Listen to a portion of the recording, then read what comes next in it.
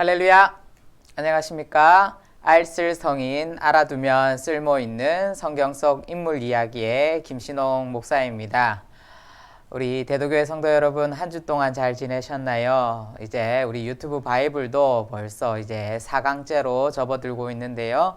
우리 성도님들 더욱더 우리 유튜브 시청 잘 해주시고 또 공부하시면서 또 혹시라도 궁금하신 점 있으면은 또 물어볼 게 있으면은 저에게 이야기해 주시면은 제가 최대한 아는 선까지 또 이야기해 드리고 또 답해 드리도록 하겠습니다.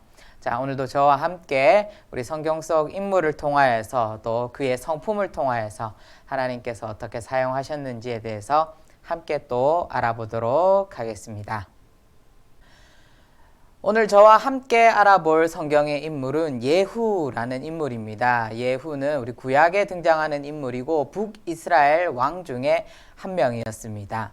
자, 교재를 보시면 예후라는 이름 옆에 ISTP라고 MBTI 성격 유형이 나와 있습니다. 우리가 앞서 두 인물 안나와 드보라 같은 경우에는 E의 유형이었습니다. 바로 외향적인 성격을 가진 그런 유형이었는데 오늘 처음으로 내향적인 I의 유형이 나왔고요. 우리 또 예후는 감각적이고 사고형이고 또 인식형에 속하는 그런 성경의 인물입니다. 자, 그러면은 이런 성격을 통하여서 어떻게 예후가 하나님께 쓰임 받았고 또 그 결과가 어떠했는지에 대해서 저와 함께 자세하게 알아보도록 하겠습니다. 자, 우리 교재 첫 번째 인적 사항에 보면은요, 예후의 이름은 그는 여호와시다 라는 이름을 가졌고요. 바로 예후는 북이스라엘 왕국의 제10대 왕이었습니다. 그리고 예후 전에는 오므리 왕조가 있었는데 제가 나중에 설명하겠지만 오므리 왕조가 있었는데 그 오므리 왕조 뒤를 이어서 예후 왕조를 세운 인물이기도 합니다. 바로 예후를 이어서 여호아스 그리고 요아스, 여로보암 2세 그리고 스가랴에 이르기까지 이 5명의 왕들이 다 예후의 자식들로 핏줄로서 이루어진 예후 왕조가 창시될 수 있게끔 시작되게끔 한 왕이 바로 예후라는 인물입니다. 그리고 다음 보자면은 예후는 님시의 손자 여호사밧의 아들이다 라고 그렇게 소개하고 있고요. 그리고 여호람 휘하의 군대 장관이었다 라고 그렇게 표현하고 있습니다. 여호람은 바로 아합의 아들입니다. 바로 오므리 왕가에서 태어난 아합, 그리고 아합의 아들이 바로 여호람인데요. 여호람이라고도 하고 요람이라고도 그렇게 성경은 기록하고 있는데 그 왕 아래에 있었던 군대 장관이었습니다. 자, 그런데 일개 군대 장관이었는데 아까 제가 설명했듯이 북이스라엘의 왕으로 등극했다라는 것입니다. 자, 왕의 신분도 아니었는데 어떻게 왕이 될 수 있었는가? 우리가 조금 더 이제 예후라는 인물을 집중적으로 살펴보면서 어떻게 하나님께서 이 예후를 사용하셨는가, 쓰셨는가에 대해서 알아보도록 하겠습니다. 자, 4번에 보시면은 엘리사에게 기름 부음을 받았다라고 그렇게 기록하고 있는데요. 정확하게 말하자면은 엘리사의 명을 통하여서 어떠한 청년 예언자, 청년 선지자를 통하여서 기름 부음을 받은 게 정확합니다. 바로 여호람의 군대 장관으로 있을 때에 유다 왕 아하시야와 그리고 북이스라엘 왕 요람이 길르앗 라못에서 길르앗 라못을 보시면은 우리가 열왕기 상에 보면은 도피성이 있는데 그 도피성 중에 하나가 바로 길르앗 라못입니다. 그곳에서 아람 왕 하사엘이랑 전투를 벌이게 됩니다. 바로 북이스라엘과 남유다가 연합하여서 아람을 무찌를 그때였습니다. 그런데 그때에 이 두 사람 중에 처음 이제 요람이라는 사람이 부상을 입게 됩니다. 부상을 입게 되어서 이스라엘로 치료받게 되었는데 이를 병문안하기 위해서 또 남유대 왕 아하시아가 이스라엘로 가게 됩니다. 그런데 그 두 왕이 남유다와 북이스라엘 두 왕이 전장을 비웠을 때에 바로 그때에 엘리사가 바로 한 청년 선지자를 통하여서 그 머리에 기름을 붓고 당신은 이제 왕이 될 것입니다 라고 하고 바로 예언을 하게 됩니다. 자, 그 예언 이후에 어떠한 일들이 벌어졌는가에 대해서 나중에 우리 그의 생애에 대해서 나올 때 조금 더 알아보도록 하고요. 우리가 이제 두 번째로는 시대적 배경이 어떠한 시대적 배경이었는가에 대해서 조금 더 알아보도록 하겠습니다. 예후의 생애를 우리가 먼저 알아보기 이전에 예후가 살았던 그 시대적인 배경을 먼저 알아보았으면 좋겠는데요. 예후는 기원전 841년에서 814년까지 28년 동안 북이스라엘을 다스린 10대 왕이었습니다. 왕조로는 5번째 왕조였는데요. 예후 왕조 전에가 바로 오므리 왕조였습니다. 오므리 왕조를 보시면은 오므리부터 시작해서 오므리, 아합, 아하시야, 요람 다음에 바로 예후가 등장하는데 이 오므리 왕조를 제거한 사람이 바로 예후입니다. 우리가 이 오므리 왕조 중에 무엇보다도 이 인물은 꼭 알고 있어야 되는데 아합이라는 인물을 우리가 조금은 알고 있어야 될 것 같습니다. 아합이라는 사람은요, 이 남왕국가, 남유대와 북이스라엘을 동맹으로 맺게 한 가장 중요한 인물 중에 하나인데요. 아합은 북이스라엘의 번영을 가장 번성했던 북이스라엘 가장 번성했던 시기의 그 왕이었습니다. 어떻게 보면은 북이스라엘로 봤을 때는 가장 북이스라엘이 성장하였고 컸던 그 시기였지만 성경은 이 아합을 무엇이라고 설명하고 있냐면은요, 가장 악한 왕 중에 한 사람이었다라고 성경은 그렇게 기록하고 있습니다. 그 이유가 무엇이냐면은요, 바로 타민족 여인인 이세벨과 결혼했기 때문입니다. 타민족 여인과 결혼한 것이 무엇이 잘못이냐라고 생각할 수도 있겠지만 성경에 보면은 타민족과 결혼하지 말라라고 그렇게 하나님께서 분명하게 말씀하셨습니다. 그런데 이 타민족의 여인인 이세벨과 결혼하여서 어떤 일이 벌어졌냐면은요, 우선 이세벨 같은 경우에는 시돈 왕이요 바알의 제사장인 엣바알의 딸이기도 합니다. 바로 전통적으로 바알을 우상으로 숭배하고 있던 그런 사람들이었습니다. 자, 그런데 이 이세벨과 결혼함을 통하여서 바로 이 바알 우상 숭배가 북이스라엘 땅 가운데에도 만연하게 벌어졌다라는 것이죠. 바알뿐만 아니라 아세라 우상을 세워서 북이스라엘 곳곳이 바로 바알 숭배로 넘쳐났다라는 것입니다. 자, 이를 통하여서 우리가 잘 아는 그런 사건들이 있지 않습니까? 바로 엘리야와 갈멜산의 사건, 이런 것도 바로 이 아합과 이세벨의 이 관계 속에서 벌어진 사건들이고요. 그리고 또 이세벨은 뿐만 아니라 여호와를 섬기는 여호와의 선지자들을 살해하는 그런 사건도 있었고요. 그리고 또 나봇의 포도원 사건도 있었습니다. 바로 아합이 이 나봇의 포도원을 갖고 싶어 하여서 이 사람들을 다 죽여버리고 땅을 차지하는 그런 사건들도 있었는데요. 바로 이 아합을 통하여서 이세벨을 통하여서 북이스라엘 가운데 우상 숭배가 진행되었고 또 극악무도한 일들이 계속적으로 자행되었기 때문에 바로 이 아합을 성경은 가장 악한 왕이다 라고 그렇게 설명하고 있습니다. 자, 이 아합의 왕조를 제거한 것이 바로 예후입니다. 예후인데요. 자, 그런데 전체적으로 그 상황들을 조금 보자면은요, 북이스라엘과 남유대와 아합 때부터 동맹을 이어왔지만 끊임없는 아람의 침공으로 인하여서 그 세력들이 계속 약화되어 있던 그런 상황이었습니다. 자, 그런 상황 가운데 누가 필요하겠습니까?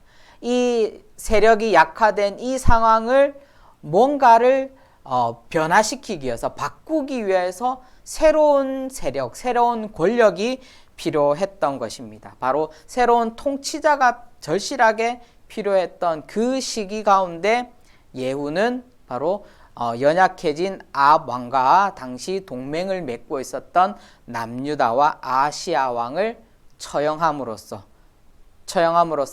강력한 정부를 구축하였다라는 것이죠. 바로 이 모든 것이 바로 예후가 살았던, 그리고 예후가 통치했던 시대의 시대적 배경입니다. 자, 우리 교재 3번에 보시면 예후의 주요 생애에 대해서 이제 표로 나와 있는데요. 예후는 왕이 되기 이전에 아합 가문의 군대 장관으로서 계속 복무를 하고 있었습니다. 아합의 가문이었던 것은 아니었습니다. 자, 그런데 계속 군인으로서 복무하다가 남유대의 아하시야와 그리고 또 북이스라엘의 요람이 연합군을 만들어서 아람을 무찌르고 있을 때, 아람과 전쟁을 하고 있을 때에 요람이 부상을 당하게 됩니다. 그리고 나서 아하시아도 그 부상당한 요람을 보기 위해서 잠시 전장을 떠나게 되는데요. 그 사이에 바로 엘리사가 바로 한 청년 선지자를 통하여서 이 예후에게 기름 부음을 받게 합니다. 자, 그리고 나서 그 청년 선지자를 통하여서 이 예후가 왕이 될 것이라고 그렇게 명령을 전달받게 되는데요. 자, 예후가 왕이 되는 이유가 있었습니다. 그것은 바로 아합 가문을 심판하기 위해서 하나님께서 엘리사를 통하여서, 그리고 또 엘리사가 바로 청년 선지자를 통하여서 기름 부음을 받게 하는데요. 열왕기하 9장 7절에서 8절에 보면은 이렇게 기록하고 있습니다. 너는 내 주 아합의 집을 치라. 내가 나의 종 곧 선지자들의 피와 여호와의 종들의 피를 이세벨에게 갚아주리라. 아합의 온 집이 멸망하리니 이스라엘 중에 매인자나 노인자나 아합에게 속한 모든 남자는 내가 다 멸절하되. 바로 하나님의 명령을 통하여서 이 아합 가문, 바알 숭배를 하고 있고 아세라 우상을 섬기고 있는, 그리고 많은 또 여호와의 선지자들을 죽인 이 아합의 가문을 멸절시키기 위해서 바로 하나님께서 이 예후라는 사람을 들어 세우는 장면이 바로 성경에 기록되어져 있는 것입니다. 예후는 이제 기름 부음을 통하여서 왕으로 추대받게 됩니다. 자, 왕으로 추대받고 나서 가장 먼저 했던 일이 무엇이냐면요, 바로 북이스라엘 왕 요람과 바로 남유대 왕 아하시야를 살해하게 됩니다. 제가 앞서 말씀드렸다시피 지금은 전쟁 상황입니다. 전쟁 상황 속에서 요람이 부상을 입게 되고, 이 부상을 입은 요람을 병문안하기 위해서 아하시야가 요람에게 찾아가게 됩니다. 자, 그러면 이 전장에는 이 두 왕이 빠져 있게 됩니다. 이 틈을 타서 이 두 사람이 있는 이스라엘로 예후가 진군을 하게 됩니다. 그런데 이 상황 가운데서 요람과 아하시야는 이렇게 진군에서 오는 예후가 지원군인 줄 알고 오해해서 마차를 타고 나아가는데요. 그 마차를 타고 나아가는 그 요람을 예후가 활을 쏘게 됩니다. 활을 쏴서 이 활에 요람이 맞아 죽게 되고, 바로 나봇의 포도밭에서 아합 왕이 많은 사람들을 죽여서 비참하게 땅을 샀던 그 나봇의 포도밭에서 비참한 최후를 맞이하게 되고요. 아하시야도 부상을 입게 되는데, 부상을 입어서 무깃도로 도망치다가 무깃도에서 죽음을 당하게 됩니다. 자, 이제 이 북이스라엘 왕과 남유대 왕 두 사람을 이제 물리치고 나서 다시금 이제 복귀를 하게 되는데요. 복귀를 하게 되면서 먼저 이렇게 마주쳤던 인물이 바로 이세벨입니다. 예후가 다시금 이스라엘로 돌아오자 이세벨이 그를 맞이하게 되는데, 이세벨이 예후를 비꼬아서 말합니다. 예후를 비꼬아서 바로 왕의 가문도 아닌 그런 군대 장관이 왕을 죽였다라는 것을 비꼬아서 말하는데, 이 비꼰 것을 통해서 이 이세벨은 죽음을 당하게 됩니다. 예후의 명령을 통하여서 내시들이 이세벨을 창문 밖으로 던져버립니다. 그래서 이세벨은 죽음을 맞이하게 되는데요. 자, 그 이후에도 이세벨을 살해하고 또 아하시아와 그 형제들, 남유다에서 바알을 섬겼던 그 사람들까지 다 모조리 하나님의 명령에 따라서 다 진멸하게 됩니다. 자, 그리고 나서 북이스라엘에 있었던 바알 산당들을 하나씩 제거해 가는데, 성경의 기록에 보니까 이 바알 산당들을 허물고 나서 거기를 변소로 만들었다라는 그런 성경의 기록도 열왕기하에 나오는 것을 우리는 볼 수 있습니다. 자, 그런데 이것만을 보면은 참 예후가 어떻게 보면은 하나님의 명령을 따라서 우상 숭배를 제거한 것을 보면은 어떻게 보면 참 잘한 것일 수도 있는데, 그런데 이 예후가 하나님의 그 명령만을 들었던 것이 아닙니다. 바로 북이스라엘 땅 가운데 바로 여로보암이 지었던 그 금송아지 우상 숭배를 다시금 시작하게 된 것입니다. 자, 이것으로 우리가 예후의 주요 생애에 대해서 함께 간략하게 알아보았고요. 그러면 이 주요 생애를 통하여서 드러난 이 예후의 성품에 대해서 우리 교재 4번을 통하여서 또 함께 알아보도록 하겠습니다. 자, 예후의 성품을 알아보자면은요, 첫 번째 우리 교재를 보시면은요, 남북 왕국에 속한 왕족들을 철저하게 진멸할 만큼 대담한 사람이었다라고 그렇게 우리가 볼 수 있습니다. 자, 이런 대담함 때문에 바로 하나님께 쓰임 받을 수 있었지 않았나, 저는 그렇게 생각하는데요. 바로 이 부분을 통하여서 어떻게 보면은 한낱 군대 장관이 하나님의 기름 부음을 받아서 왕으로서 등극할 수 있지 않았나라는 그런 생각들을 해볼 수 있고요. 그리고 또 두 번째 보면 아합 가문에 대한 하나님의 심판을 수행하는 과정을 볼 때 너무 잔인하고 포악한 자였다라는 것을 볼 수 있는데요. 성경 전체적으로 보았을 때는 잔인하고 포악할 수도 있겠지만, 반대적으로 또 이야기해 본다라면은요, 일을 확실하게 하는 그런 성격의 소유자다라는 것을 우리가 알 수 있습니다. 우리가 앞선 우리 두 명의 인물들은 이 성격의 장점에 대해서 좀 우리가 많이 알아봤다라면은, 이 예후에 대해서는 성격이 어떻게 보면은 단점에 대해서도 조금 우리가 볼 수 있는데, 우리 ISTP 우리 분들, 제가 단점을 설명한다 해서 너무 속상해 하지 마시고요. 우리 성격 가운데 다들 장점이 있고 단점이 있습니다. 그렇기 때문에 이런 부분들도 유념해 가시면서 한번 보시면 좋을 것 같습니다.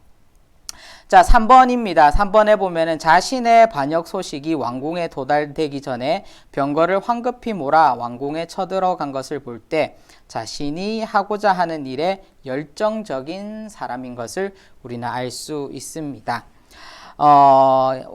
열왕기하 9장 20절을요, 제가 쉬운 성경으로 한번 읽어 드리겠습니다.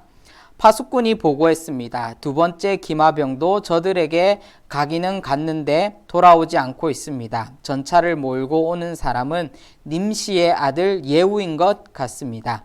마치 미친 사람처럼 전차를 몰고 있습니다. 라고 그렇게 기록하고 있고, 열왕기하 10장 16절을 보면은 이르되 나와 함께 가서 여호와를 위한 나의 열심을 보라 하고 이에 자기 병거에 태우고, 이 장면은 자신을 도와준 그런 여호나답에게 하는 그런 이야기인데요. 이런 상황들을 보았을 때에 어떻게 보면 하나님께서 맡겨주신 그 일에 참으로 열정적인 사람이었다라는 것들을 우리가 볼 수 있고, 또 자기가 맡은 일에는 최선을 다하는 그런 사람인 것을 우리가 확인할 수 있습니다. 자, 네 번째를 보시면은요, 멸시를 받을지라도 이를 붕괴하지 않고 일을 진행시킬 만큼 사고가 냉철한 자이다. 열왕기하 9장 31절에 보면은 제가 앞서 설명했듯이 이 남유다의 왕과 북이스라엘 왕, 이 요람과 아하시아를 진멸하고 성문에 들어왔을 때에 이세벨이 이렇게 말했습니다. 자기 주인을 죽인 너 시므리야 평안하냐 이렇게 말했을 때에도 어떻게 보면 참 화가 나는 상황이고 열받아서 곧장 이세벨에게 뛰어갔을 수도 있었던 그런 상황이지만 냉철하게 붕괴하지 않고 내시들 신하들을 명령하여서 이세벨을 어떻게 보면 진멸하는 죽이는 그런 장면을 우리가 보았을 때에 참 어떤 부분에서 보면은 냉철한 사람이다라는 것을 우리가 알 수 있습니다. 자, 그리고 다섯 번째 보면 바알 숭배자를 진멸하였을지라도 자신은 금송아지를 숭배한 것을 볼 때 위선되고 이중적인 신앙을 소유한 자이다. 자, 이 부분은 성품과는 조금 동떨어져 있을지라도 예후가 만약에 금송아지를 섬기지 않고 하나님을 섬겼으면 어떨까라는 그런 질문이 남는 대목이기도 한데 어쨌든 간에 예후는 하나님의 명령을 통하여서 왕이 되었지만 끝내는 우상을 섬긴 그런 왕으로 기록되었다라는 것을 우리는 알 수 있습니다. 자, 우리가 이제 예후의 성품에 대해서도 성격에 대해서도 한번 알아보았는데요. 자, 그러면 우리가 이 예후의 성격이 MBTI에 어떠한 성격 유형과 닮아 있을까 우리가 또 한번 비교해 보아야 될 텐데요. 예후는 MBTI에서 ISTP에 해당되는 그런 성격입니다. 자, 제가 성격의 장단점을 이야기하기 전에 우리 옆에 있는 그림이 있거든요. 그림에 대해서 제가 잠시 설명해 드리도록 하겠습니다. 이 그림은요, 예후가 하나님을 섬기지 않고 금송아지 우상을 섬길 때에 하나님께서 이제 이스라엘 땅을 잘라내기 시작하셨다라고 그렇게 열왕기 하 10장 32절에 말씀하고 있습니다. 그때에 누가 침공해 오냐면은요, 다메섹의 왕 하사엘이 이스라엘을 침공해 오게 됩니다. 자, 다메섹 왕 하사엘이 침공해 오자 상황이 어려워졌습니다. 북이스라엘 상황이 어려워져서 아시리아에 있는 살만에셀 3세에게 찾아가 도움을 요청하는 그런 모습이 이 검은 오벨리스크라는 이 비문에 이렇게 기록되어져 있다라고 합니다. 자, 이것은요, 기원전 841년으로 추정되고요. 이 비문은 이스라엘에 대한 성경 외에, 이스라엘이 있었다라는 그런 성경 외에 고고학 자료 중에는 가장 이른 것으로 추정되고 있는 그런 역사적인 자료라고 합니다. 바로 이스라엘이 살았다라는 그런 기록들이 성경뿐만 아니라 이런 역사적인 자료에도 드러나고 있는 것을 또 말해주고 있는 그런 고고학적인 자료인데요. 자, 이제 본격적으로 그러면은 이 ISTP, 바로 이 예후의 이 성격 유형 ISTP의 장점에 대해서 한번 이야기해 보도록 하겠습니다. 자, ISTP는요, 효율을 추구하고 편리함을 추구하는 그런 사람입니다. 우리 ISTP 표에 보면은 장점에 보면은 현실 감각이 뛰어나다. 그리고 또 순간 집중력이 좋은 편이다. 라고 그렇게 기록하고 있는데, 적어져 있는데요. 바로 효율을 추구하기 때문에 현실 감각이라든지 순간 집중력이 뛰어납니다. 그리고 또 우선순위를 정하는 능력이 있어서요, 시간과 자원과 이런 많은 사람들의 노력, 이런 것들을 잘 조화시킬 수 있고 또 어떻게 하면 빠른 시일 내에 절약하여서 이 문제를 해결할 수 있을까라는 그런 계획을 세우는데도 탁월하다. 그런 능력이 탁월하다고 합니다.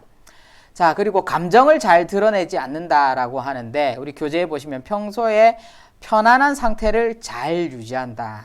우리식으로 말하면 포커페이스를 잘 유지한다라는 그런 사람이고요. 논리적으로 분석하기를 좋아한다고 합니다. 그래서 관찰력이 좋고 분석을 잘 한다라고 합니다. 바로 이러한 성격이 ISTP 유형의 장점입니다. 장점이고 특징인데요.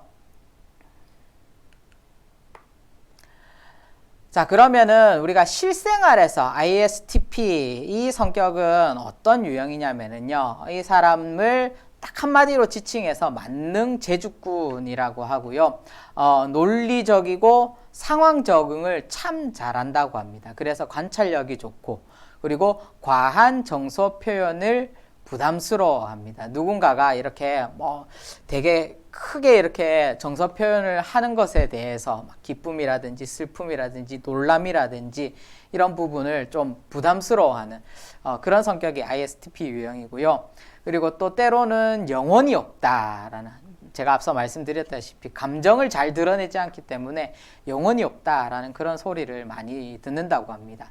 그런데 이제 기술 쪽에는 조예가 깊기 때문에 어떠한 일을 처리하거나 문제를 해결하는 그런 능력은 뛰어나다고 하고요. 그리고 어떻게 보면은 게으른 천재, 정말 많이 노력하지 않는 것 같지만 보면은 문제를 막 해결해 나가는 그런 능력이 있는 게으른 천재에 속하는 그런 유형이고, 또 독립적인 그런 유형이라고 말할 수가 있습니다. 그래서 이 ISTP 유형은요, 지금 어떻게 보면 기업에서 가장 선호하는 유형이라고도 합니다. 예, 딱 일 잘하는 그런 스타일을 어떻게 보면 기업에서 요구하는 상황이고 또 시대라고 하는데, 인터넷 기사를 보니까 이 ISTP 유형이 기업에서 조금 선호되는 그런 유형이다라고 그렇게 이야기를 합니다. 자, 그러면은 우리 계속 교재를 이어서 이 예우에 관해서, 예우는 과연 구속사적인 의미 가운데 어떤 위치에 있는가 우리가 알아보길 원하는데요. 첫 번째로 가장 중요한 것은 바로 바알 숭배를 하게 만든 이세벨, 바로 아합의 아내이죠. 이세벨을 죽이고 바알 숭배자들을 진멸했다라는 것입니다. 바로 하나님께서 이 이방 여인, 이 이세벨을 정말 이 우상 숭배하는 이 사람을 진멸하기를 원하셨는데, 그 진멸의 도구로서 이 예후가 쓰임 받았다라는 것입니다. 그리고 또 하나님께서 이 오므리 왕가를 어떻게 이 마무리 지을까, 이 우상 숭배가 가득한 이 오므리의 왕가를 어떻게 심판할까라는 그 상황 속에서 바로 하나님의 택함을 받아서 하나님의 심판의 도구가 되었다라는 그런 구속사적인 의미가 있습니다. 자, 그러면 우리 교재 6번에 보면은 예후에 대한 평가 및 교훈이 나와 있습니다. 우리 첫 번째를 보시자면은요, 예후는 여호와의 예언자들을 죽이고 또 바알을 숭배하며 극도로 타락했던 아합 가문에 대한 하나님의 심판을 대행하기 위해 선택받았다. 참으로 하나님께서는 악인의 행한 대로 반드시 보응하시는 공의의 하나님이시며, 이를 위해서는 때에 따라서 악한 자라 할지라도 공의를 선포하기 위한 도구로서 사용하신다.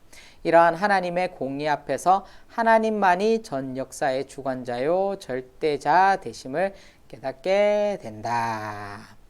바로 하나님께서 이 우상 숭배한 자들을 진멸하기 위해서 예후라는 사람을 선택했는데요. 어찌되었든 간에 예후의 말로는 좋지 못했습니다. 금송아지 우상을 섬김으로써 그 말로가 좋지는 못하였지만 하나님께 쓰임을 받았다라는 그 사실만큼은 중요하기 때문에, 바로 하나님의 도구로서 사용되었다라는 것만은 중요하기 때문에, 정말 하나님께서는 어떤 사람을 통하여서든 하나님의 뜻을 이루시고 하나님의 역사를 이어나가신다라는 것을 우리가 볼 수 있습니다. 자, 그러한 의미에서 정말 악이 만연한 이 세상 가운데서도 하나님께서 역사하시지 않는 것이 아니라, 이러한 여러 가지 상황 속에서도 하나님의 택한 사람들을 통하여서 하나님께서 역사하신다라고 우리가 생각할 수 있는 것입니다. 자, 두 번째로 예후는 하나님의 명령을 따라 바알 숭배자들을 진멸했을지라도 자기 자신은 금송아지를 숭배하는 이중적인 신앙 태도를 지녔다. 이로 보아 하나님의 뜻대로 남북 왕조를 심판하고 바알 숭배자들을 진멸한 그의 행동은 하나님께 대한 온전한 순종이 아니라 자신의 야망과 영리가 계산된 것임을 알 수 있다. 이와 같이 오늘날에도 자신의 영리를 계산한 채 종교 생활에 힘쓰는 위선된 성도의 모습이 우리 안에 있는지 살펴보길 원하며 우리의 신앙은 계산된 이익의 추구가 아닌 하나님의 영광만을 위하여 신앙생활에 힘쓰고 있는지 생각해 볼 필요가 있다. 자, 오늘 저와 함께 예후라는 우리 북이스라엘 왕에 대해서 함께 이야기 나누어 보고 또 그 상황 속에서 이 예후라는 사람의 성격이 어떠하였는가에 대해서 함께 이야기해 보았는데요. 제가 앞서 말씀드린 바와 같이 예후가 하나님께서 주신 기회, 바로 엘리사를 통하여서 기름 부음을 받고 왕이 되어서 바로 그 바알 우상을 숭배하는 그 아합의 가문들 또 이세벨을 진멸할 때에 그 하나님의 도구로 사용되어졌는데 끝까지 바로 예후가 하나님의 도구로 사용되어지고 또 하나님만을 섬기고 모든 금송아지 우상들을 다 또 무너뜨리고 하나님 앞에 나아갔다라면은 어떠했을까라는 그런 아쉬움이 또 남는 부분도 있긴 한데요. 우리 안에도 그런데 이런 예후의 모습이 있을 수 있다라는 것입니다. 어쩌면 우리 각자의 성격 속에서 장점과 단점이 있는데요. 성격 속에서 하나님의 일하심과 인도하심에 반대로 행동하게 만드는 우리의 성격들이 있을 것입니다. 우리 각자에게 그런 하나님의 어떠한 사역과 하나님의 인도하심을 참 방해하는 그런 마음들, 성격들이 있을 것인데 이러한 부분들을 우리가 하나님 앞에서 하나하나 우리가 고쳐 나아가는 것도 어떻게 보면은 신앙생활 속에서 하나님께서 우리에게 주신 숙제가 아닐까라는 그런 생각을 해 보았습니다. 예후 같은 경우에는 이 숙제를 잘 하지 못한 경우가 되겠지만 우리 같은 경우에는 정말 하나님께서 주신 그 숙제를 잘 풀어가지고 정말 하나님의 쓰임을 받고 또 하나님께 온전히 순종하여서 정말 이 예후의 이 마지막과 같이 되지 않고 정말 우리의 마지막, 하나님 앞에서는 그 마지막이 정말 아름답고 하나님 앞에 칭찬받을 수 있는 우리 모든 성도님들 되시기를 간절히 소망해 봅니다. 자, 이제 마지막으로 우리 키워드 남아 있는데요. 키워드는요, 북이스라엘이 바알 숭배를 하게 된 원인을 제공한 사람으로 예후가 하나님의 명령을 받아 심판한 이 사람은 누구입니까? 인데요. 사람의 이름을 적는 것인데 힌트는요, 아합 왕의 아내입니다. 아내의 이름인데 이 사람은 성경에 또 우리 열왕기를 이해하기 위해서는 또 이 아합의 가문 오므리 왕조를 이해하기 위해서는 참 중요한 사람이기 때문에 꼭 알아두셨으면 좋겠습니다. 자, 오늘 우리 알쓸성인 우리 4강 이것으로 마치고 저는 또 다음 주에 5강으로 찾아뵙도록 하겠습니다. 수고하셨습니다. 안녕히 계세요.